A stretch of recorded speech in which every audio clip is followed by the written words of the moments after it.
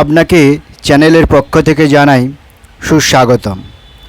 আপনি খুব ভালো আছেন তো চলুন আজকের যে ভিডিওটি দেখাবো সেটা হলো একজন মৃৎশিল্পী প্রতিমা তৈরি করতে যা প্রয়োজন সেটা হলো বুদ্ধি আর অক্লান্ত পরিশ্রম। কারণ বুদ্ধি দিয়ে তাকে ভাবতে হয় কিভাবে একটা প্রতিমার সৌন্দর্য আনা যায়, যা মানুষজন দেখে বলে যে সত্যি প্রতিমাটা খুব সুন্দর হয়েছে।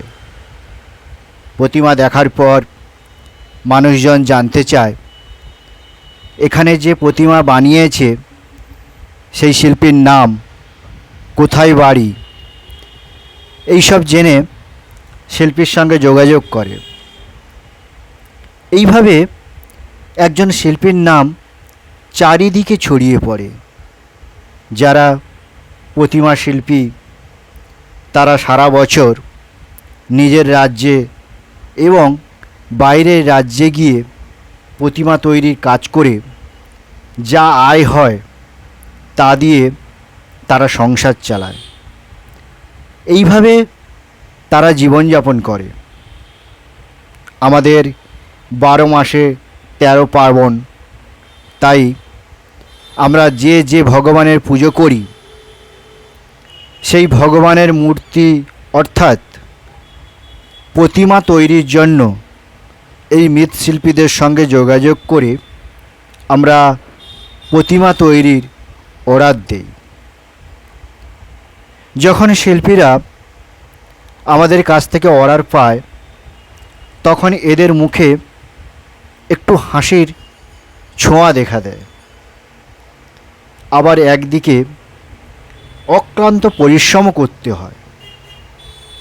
তবে রাত দিন পরিশ্রম করে নিপুণ হাতে মূর্তি গড়ার কাজ করতে হবে এই শিল্পীকে।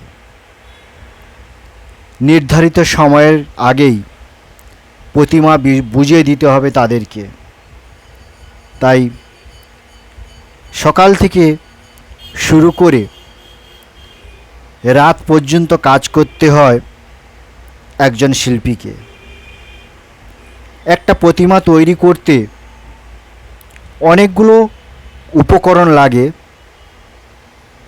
এঁটেল ও বেলেমাটি ছাড়াও বাঁশ, খড়, দড়ি, লোহা, ধানের কুঁড়ো, পাট, কাঠ, রং, বিভিন্ন ধরনের সিট ও শাড়ি কাপড়ের প্রয়োজন হয়।